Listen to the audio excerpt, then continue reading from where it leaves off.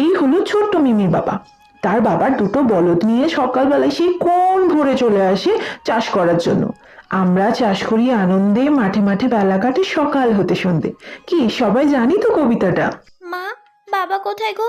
আমাকে বাবা কেন পড়তে বসায় না রোজ? বাবা তো কাজে গেছে, আমি তো আছি।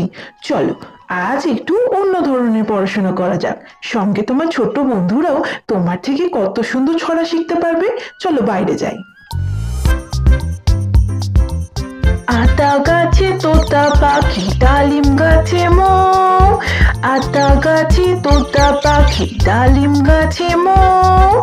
এত ডাকি তবু কথা কও না কেন বউ? এত ডাকি তবু কথা কও না কেন বউ?